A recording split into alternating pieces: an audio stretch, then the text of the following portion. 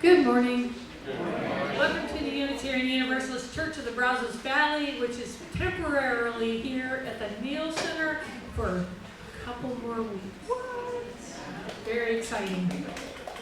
My name is Reverend Kiya. My pronouns are she, they, and we're so happy to see you this morning. You need to open up to hymn number 225. We're going to sing one of the oldest hymns there is. It's from the 9th century. O come, Emmanuel. Yes, it's Christmas time, y'all.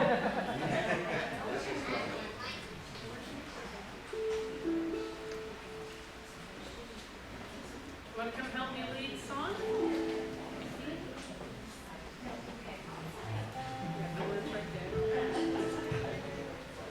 O come, Emmanuel, and with your captive children dwell. Give comfort to all exiles here, and to the aching heart good cheer. Rejoice.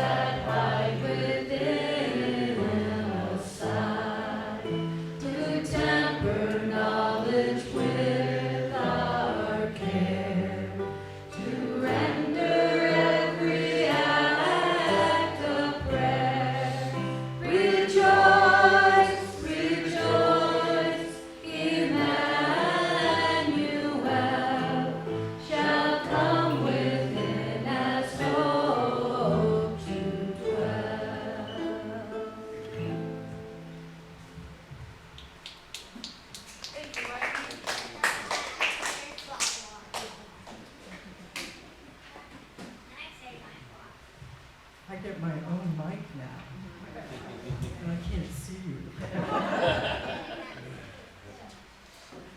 Good morning. I don't need a script for that part. This is the first Sunday in Advent, so those of you wearing Christmas decorations, Christmas clothes, notice, not me, but I don't have any. Yeah, purple, that's true. For Advent. Those of us who are Catholics know the colors for Advent. Anyway, we're glad you're here. I'm Carolyn Clark, and it's my privilege to serve as your worship assistant this morning, if I can read here. Wherever you are, wherever you have come from, wherever you are on life's journey, you are welcome here. We have a few announcements. We are collecting holiday items for Brazos Valley Blessings. Especially needed are educational toys and walkers for babies, and gifts for teenage boys. It's quite a combination there. Please see the welcome table or talk to Allison, who's hiding behind that door there. She can tell you the things that are needed. And we also have a link on Amazon where you can purchase them on Amazon, and they'll be sent directly to Brazos Valley Blessings. Our Christmas Eve and New Year's services will be virtual. So you can put on your Christmas pajamas and come to church on those 2 days. We want to see the pajamas. We want to see the pajamas, right. You have to turn the camera on if you're wearing Christmas pajamas or ordinary pajamas. The No Rehearsal Solstice Play and Wassail Parade will be December 17th right here at the Neal Center. Don't miss our last in-person service of the year. We want to remember a member of our congregation. She was a member a long, long time ago. If you talk to the Harts, they can tell you about her. Kathy Wheeler, I bet you know her too. Her name is Roberta Inglis, and she died this past week. So please remember her. May she rest in peace. If you have a joy or concern, please write it in the book that I hope is being passed around. There it is. Perfect timing, Allison. That book will be, when we finish writing in it, Reverend Kiya will have it and will read what we've written. Please remember that our service is recorded and available publicly if you need to moderate your message accordingly. Okay, I think we have somebody who's going to light the chalice. Jimmy, are you going to help me? Here he comes. He's got ladybugs in his hair this morning.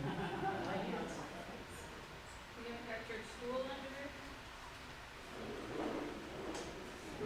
Okay. There we go. All right. You want to try it? Just go like that. If you need help, I'll help. Ready? Okay.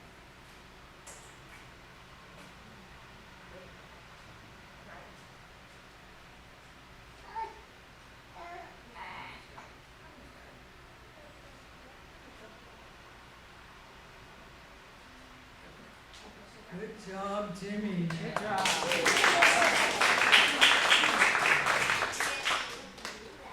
That was perfect.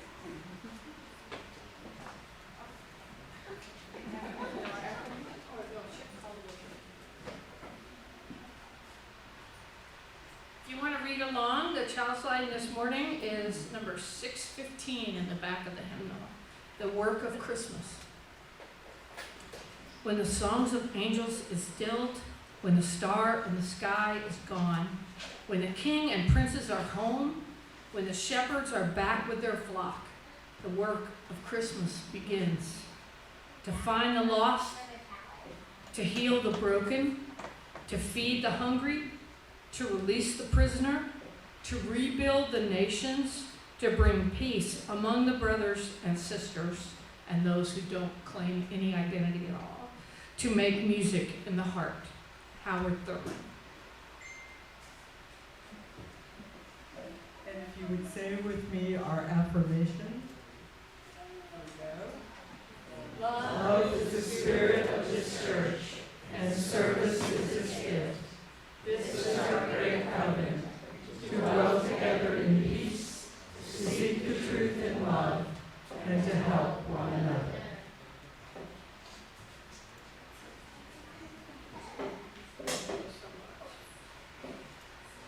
Okay, we're going to sing another Christmas hit.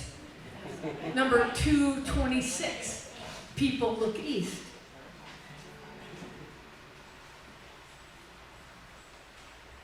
Once I get my stuff together here. Okay.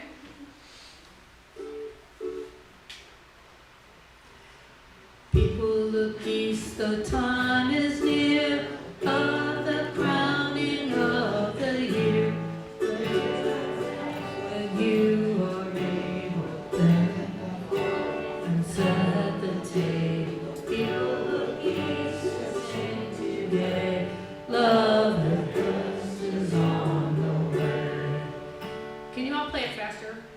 And then I can read the lyrics. Yes, please. Furrows be glad the earth is bare, one more seed is planted there. Give up your strength, the seed to nourish, that in the course the flower may flourish. People look east and sing today, love the guest is on the way. Stars keep the watch when night is dim, one more light the bowl shall brim, shining beyond the frosty weather, bright as the sun and moon together. People look east and sing today, love the star is on the way. Yes. And now, as Unitarian Universalists, we believe there is a spark of the divine in every being, including us. And this is your opportunity to say howdy to the spark of the divine in every person, especially the people you don't know and the people who are younger and older than you. And I will let you know when we get back together. Okay? Have at it.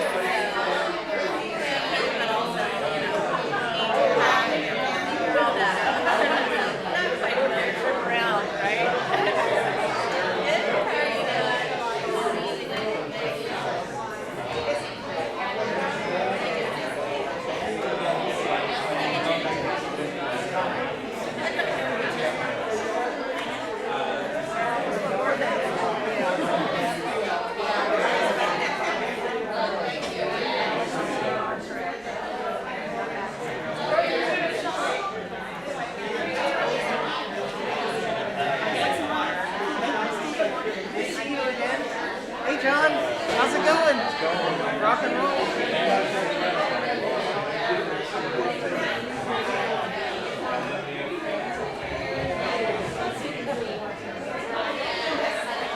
If you can find your seats, Rory's going to sing us a song.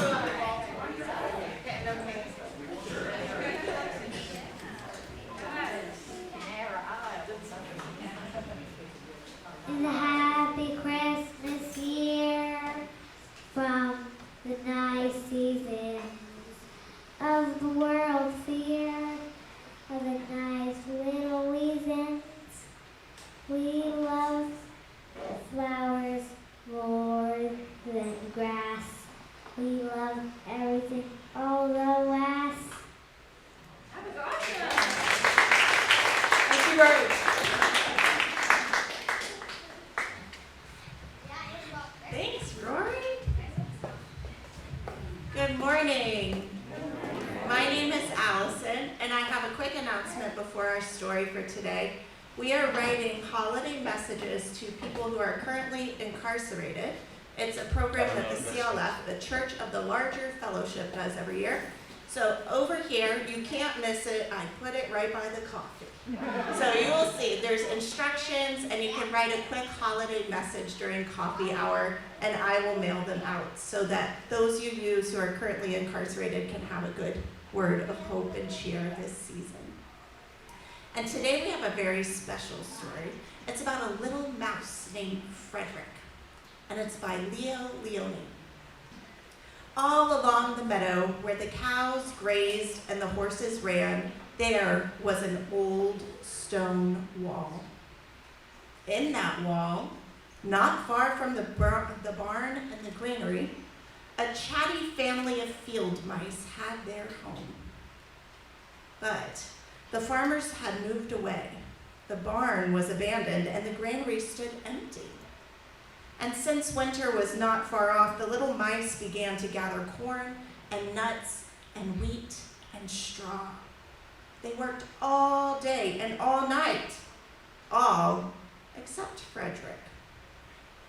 "Frederick, why don't you work?" they asked. "I do work," said Frederick. "I gather sun rays for the cold, dark winter days." And when they saw Frederick sitting there, staring at the meadow, they said, "And now, Frederick?" "I gather colors," answered Frederick simply, "for winter is very gray." And once, Frederick even seemed half asleep. "Are you dreaming, Frederick?" they asked. But Frederick said, "Oh no, I am gathering words, for the winter days are long and many, and we'll run out of things to say." The winter's days came, and when the first snow fell, the 5 little field mice took to their hideout in the stones.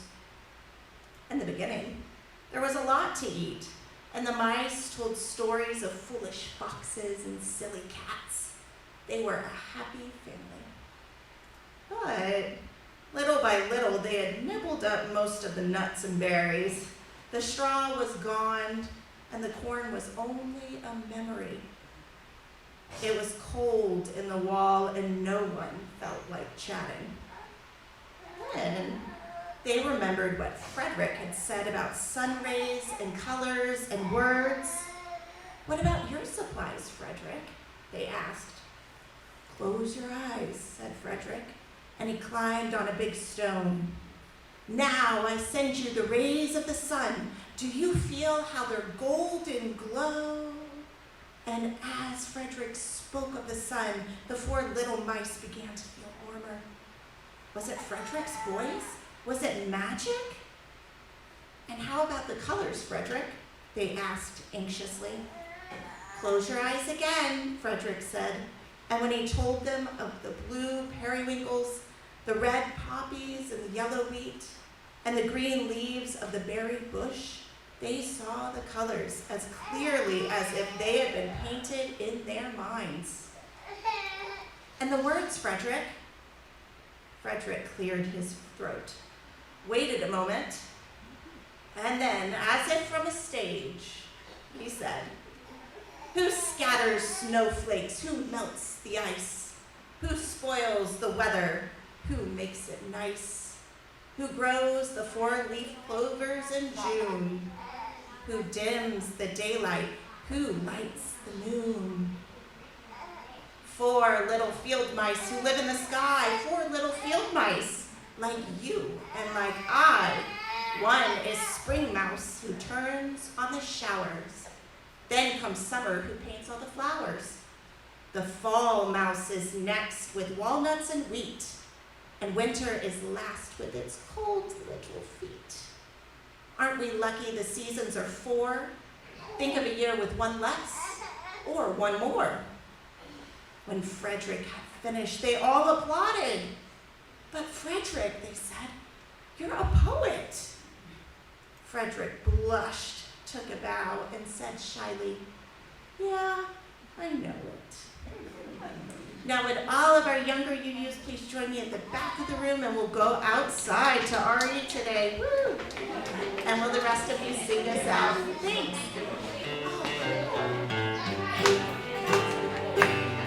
This little light of mine, I'm gonna let it shine.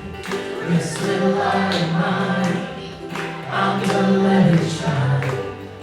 This little light of mine, I'm gonna let it shine. Let it shine, let it shine, let it shine.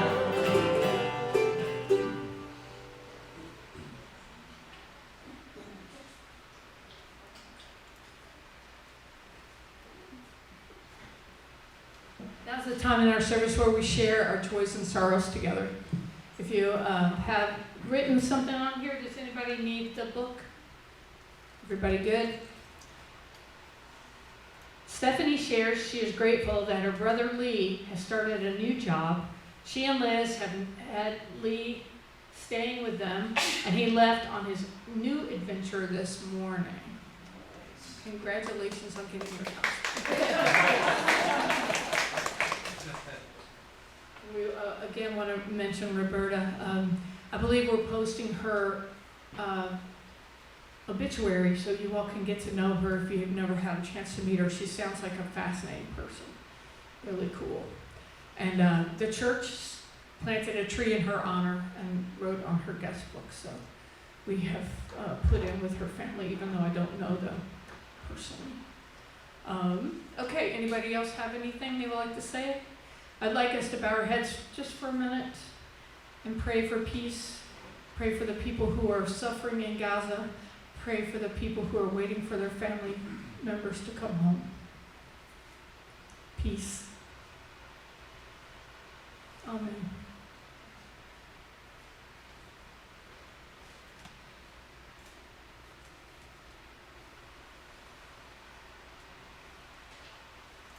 Now,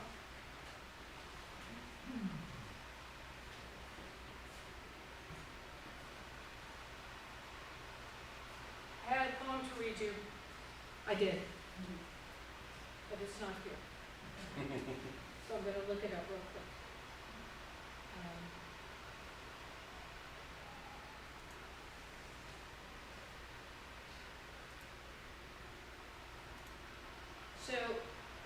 Joy Harjo is one of the poets that I'm going to talk about this morning.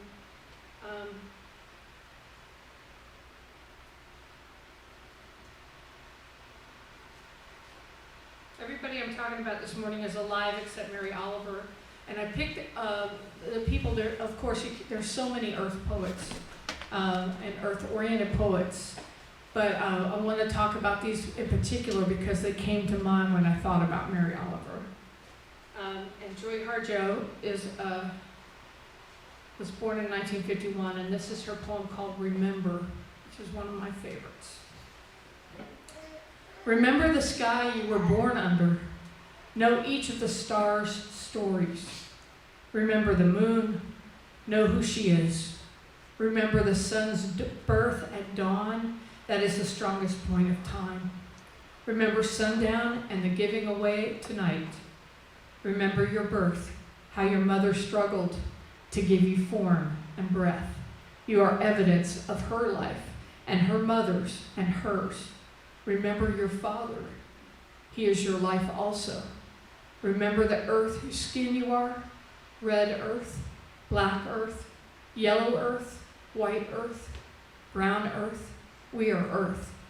Remember the plants, trees, animal life, who all have their tribes, their families, their histories too. Talk to them. Listen to them. They are alive poems. Remember the wind. Remember her voice. She knows the origin of this universe. Remember you are all people, and all people are you. Remember you are this universe, and this universe is you. Remember all is in motion, is growing, is you. Remember language comes from this. Remember the dance language is, that life is. Remember. Joy Harjo.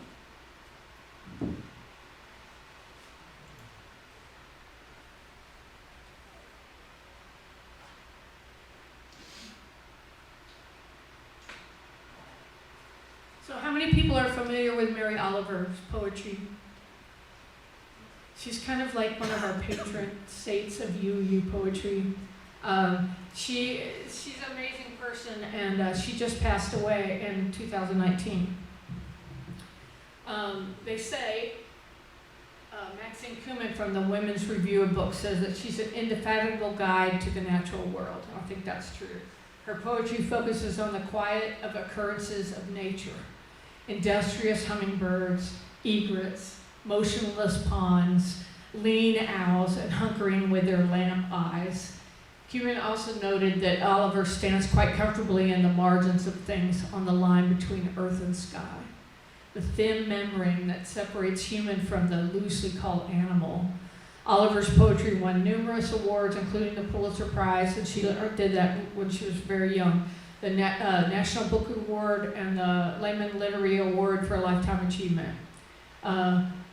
She is numbered among America's finest poets as visionary as Ralph Waldo Emerson. I think she's much better than Ralph Waldo Emerson. She was born and raised in Ohio in 1925.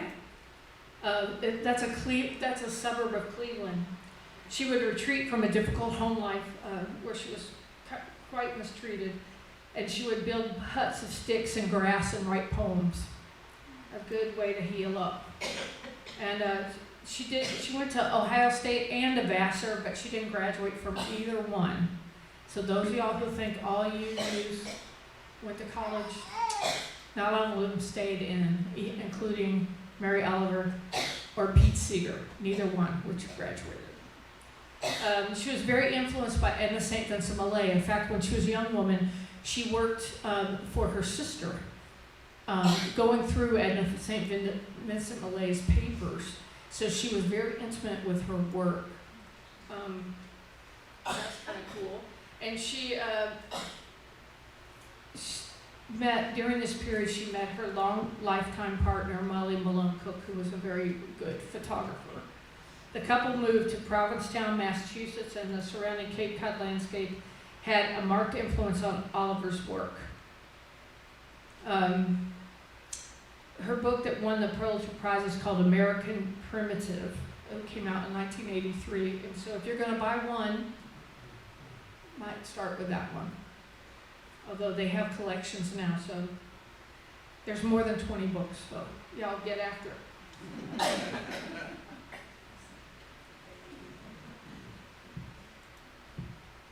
She, one of the best lines in her poetry, when it's over, I want to say, all my life, I was a bride married to amazement. I was the bridegroom taking the world into my arms. I definitely think you should try out some of her poetry. She died in 2019 when she was 83. So the second person I want to talk about, there's Mary for you. This is Wendell Berry. He was born in 1934. He's from my home state of Kentucky. Actually lived about, 40 miles from my old house when I lived in Stampin' Ground, Kentucky. He's the reason why I went to the University of Kentucky, because he was a professor there. And the year that I went to school is the year he retired. But there's a number of poets from that era that all went to Stanford for graduate school, including Wendell Berry. But he went to school with Ken Kesey from one who flew over the cuckoo's nest, and Robert Stone, and a guy named Gurney Norman, who wrote the novel that's along the outside edge of the Whole Earth catalog. If any of you are hippie age, you know. And anyway, Gurney Norman was my professor, and they are all big thuns. They call them the Kentucky Mafia. And they were involved at Stanford when the LSD tests were going on and such. So it's a very lively bunch of people, and they were friends with all kinds of people. So, but Wendell Berry bought a 12-acre farm in Henry County, which is toward the Ohio River in the hills. So hilly, but not Appalachia. Does that make sense? So there's like the horse country in the middle, and then it gets hilly as you get toward the Ohio River, and that's where his farm is. And he farmed it with mules. And he was really a big believer in the kind of back to land movement. He and his wife have lived there the rest of their lives. Here's one of his poems. When despair grows in me and I wake in the night at the least sound, in fear of what my life and my children's lives may be. I go and lie down where the wood drake rests in his beauty on the water, and the great heron feeds. I come into the peace of wild things, who do not tax their lives with forethought of grief. I come into the presence of still water, and I feel above me the day-blind stars waiting for their light. For a time, I rest in the grace of the world and am free. So, Winterberry can write poetry.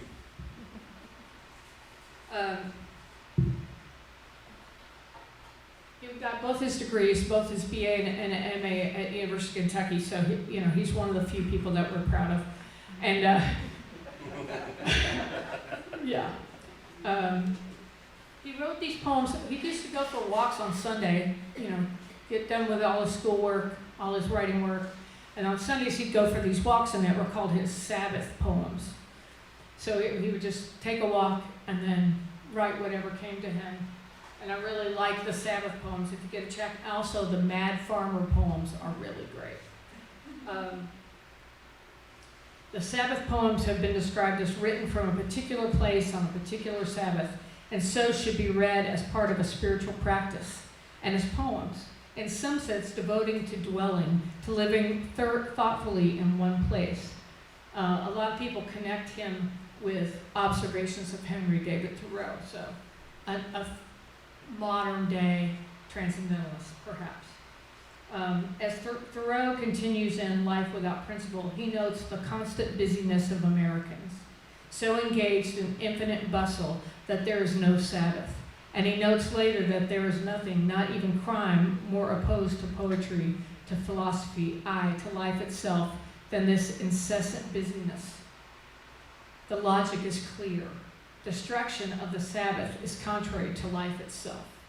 That, I suggest, is the context in which we should read the Sabbath poems that Barry has been writing for nearly the last 30 years. He also is a big nonfiction writer. You can read his biography. It's interesting, especially about growing up in the segregated South. His generation, I don't really remember segregation, but my grandparents lived through it. My dad lived through it. Wendell Berry is old enough that he remembered it when he was a child. So his books are really interesting that way, to see a picture of what it used to be like and what it is not like now, which sometimes people don't realize that. The South has changed, y'all. I don't know if you've noticed. So anyway, I definitely think you should check out Wendell Berry. And the third person I'm going to talk about is Joy Harjo, whose poetry you've already heard. She's an internationally renowned performer and writer of a Creek Nation, Muskogee. You've heard that word, Muskogee. That's what they call themselves. She served 3 terms as the 23rd Poet Laureate of the United States from 2019 to 2022, and is the winner of the Yale Balogun Prize for American Poetry. She's got 10 books, actually 11 now, including the highly acclaimed Weaving Sundown at a Scarlet Light, 50 poems for 50 years, several plays and children's books, and 2 memoirs, one called Crazy Brave and the other one Poet Warrior. But she's also a really great musician, and she writes songs. So that's another thing the rest of these poets have in common, is they're all musician poets. As a musician and performer, Harjo has produced 7 award-winning music albums, including the newest, I Pray for My Enemies. And she served as executive director of the anthology When the Light of the World Was Subdued. Our songs came through. It's a Norton anthology of Native Nations poetry, and she's the editor of Living Nations, an anthology of First Peoples poetry. She is the chancellor of the Academy of Poets, and she lives in Tulsa, Oklahoma. And she's one tough person, as you can see. These other 2 people I think we will be less familiar with, but they fit, to me they seem like they go. I'm going to read you a little bit of Kanami Dawes. He's my only international poet this morning. He's from Ghana originally, and spent many years in Jamaica. And he's an expert on Bob Marley's lyrics. Also, he teaches at the University of Nebraska in Lincoln now, but he was in South Carolina for many years. So this poem is called Shook Foil by Konami Dawes. I'm just going to read you the first stanza. The whole earth is filled with the love of God. In the backwoods, the green light is starting by blossoming white petals, soft pathways for the praying bird, dipping into the nectar, darting in starts among the tangle of bush and trees. My giddy walk through the speckled grotto is drunk with the slow mugginess of a reggae bass line, finding its melody. In the mellow of the soft earth's breath, I find the narrow stream like a dog sniffing and dip my sweaty feet in the pool. While sitting in this womb of space, the salad romantic in me constructs a poem. This is all I can muster, and enter the drier staleness of the road that leads to the waiting city of fluorescent lights. Pretty good, huh? Yeah. And the last person I want to talk to you about is pretty new on the scene. She was only born in 1978. Her name is Natalie Diaz, and she lives in Arizona. She's a member of the Mojave Indian Nation and is also Hispanic, so a Latinx poet. And she was born in 78, and she's in the Gila River tribe, and she's got her BA and MFA from Old Dominion University. And she's the author of Post-Colonial Love Poem on Grey Wolf Press, and she won the Pulitzer Prize already. So you might want to check her out. She was a finalist for the National Book Award, and she's got a book called When My Brother Was an Aztec. That's really good. This is what Doreen Locke says about her. Natalie Diaz is a poet who calls out to us in so many ways, who reaches out to embrace her lover, her people, and her country. A speaker of Mojave, Spanish, and English, she has developed a language all her own. She calls attention to language both in her poetry and in her efforts to preserve her native tongue through the Fort Mojave Language Recovery Program, where she works with its last remaining speakers of the native language. She says, it's the foundation of the American poetic lexicon and believes it is an important and dangerous time for language. There is no better emissary for poetry and the culture's values and history it embraces, as well as the beauty and power of the human voice. And then what she says herself about her writing is, for me, writing is kind of a way for me to explore why I want things and why I'm afraid of things and why I worry about things. And for me, all of those things represent a kind of hunger that comes with being raised in a place like this. And she lives in Mojave, Arizona. So I'm going to read you just a little bit of one of her poems. It's called Abecedarian, Requiring Further Examination of Anglican Seraphim Subjugation of a Wild Indian Reservation. Angels don't come to the reservation. Bats, maybe, or owls. Boxy mottled things. Coyotes, too. They all mean the same thing. Death. And death eats angels. I guess because I haven't seen an angel fly through this valley ever. Gabriel? Never heard of him. Know a guy named Gabe, though. He came through here one powwow and stayed. Typical Indian. Sure, he had wings, jailbird that he was. He flies around in stolen cars. Wherever he stops, kids grow like gourds from women's bellies. Like I said, no Indian I've ever heard of ever seen an angel. Maybe in a Christmas pageant or something. Nazarene Church holds one every December, organized by Pastor John's wife. It's no wonder Pastor John's son is the angel. Everyone knows angels are white. Quit bothering with angels, I say. They're no good for Indians. Remember what happened last time? Some white god came floating across the ocean. Truth is, there may be angels, but if there are angels up there living on clouds or sitting on thrones across the sea, wearing velvet robes and golden rings, drinking whiskey from silver cups, we're better off if they stay rich and fat and ugly and exactly where they are, in their own distant heavens. You better hope you never see angels on the res. If you do, they'll be marching you off to Zion or Oklahoma or some other hell they've mapped out for us. Anyway, those are my poets, earth poets for this morning.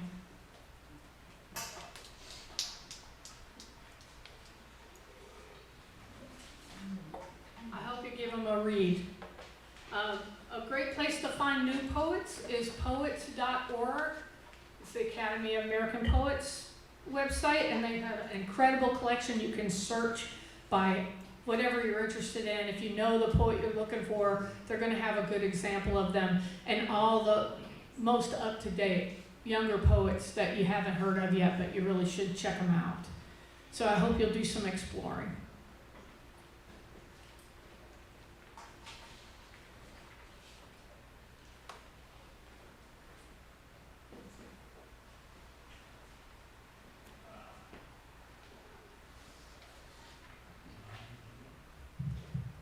Okay, now let an offering be taken to sustain and strengthen this place which is sacred to so many of us, a community of memory and of hope, for we are now the keepers of the dream. This church shares the proceeds of the offering plate donation every week to help support important nonprofit organizations with which we work. The 4 groups we voted to support with this year's donations are the African American Museum, Brazos Valley Blessings, the Pride Center, and the Brazos Mobile Food Pantry. We vote on this every May at our congregational meeting. Please be as generous as you can.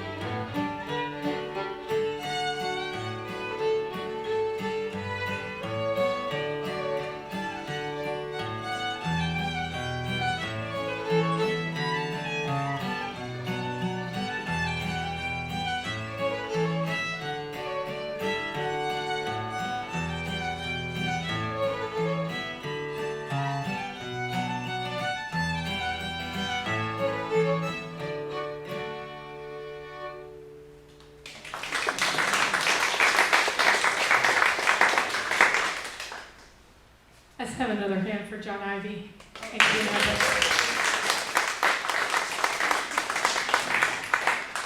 Very gracious to play for us this morning.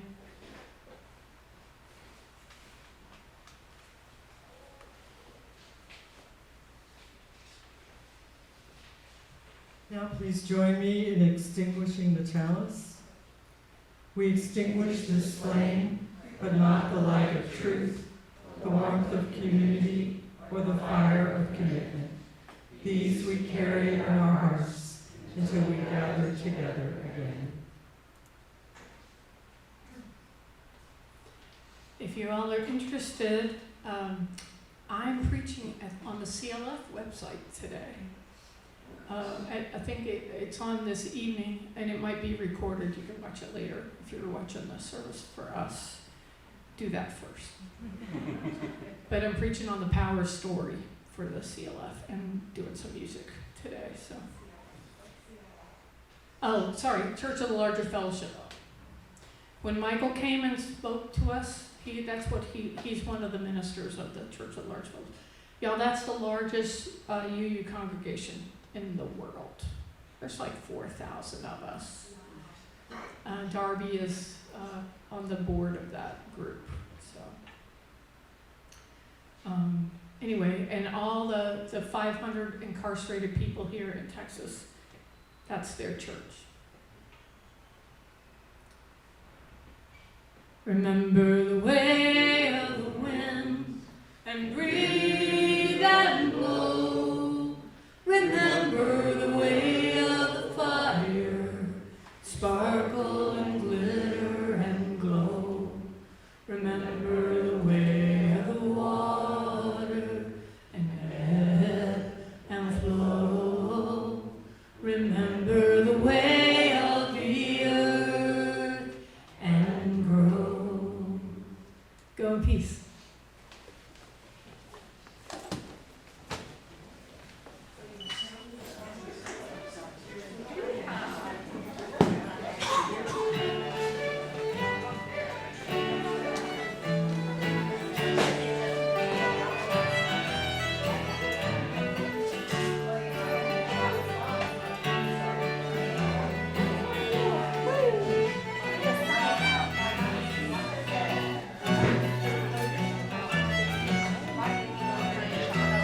Okay.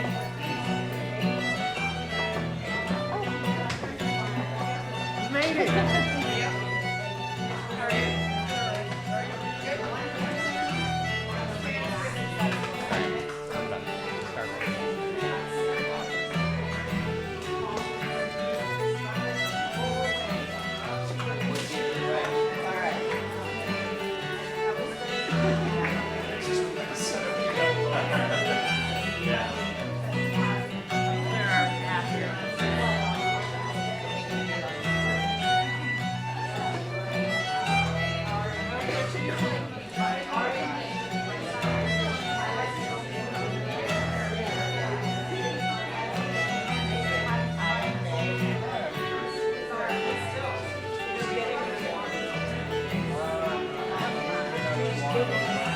He had something to say earlier. Oh, yeah. So he was saying that he wanted to go to see it, so. There weren't a lot of Americans on the phone, but they did. There was one shout out that it was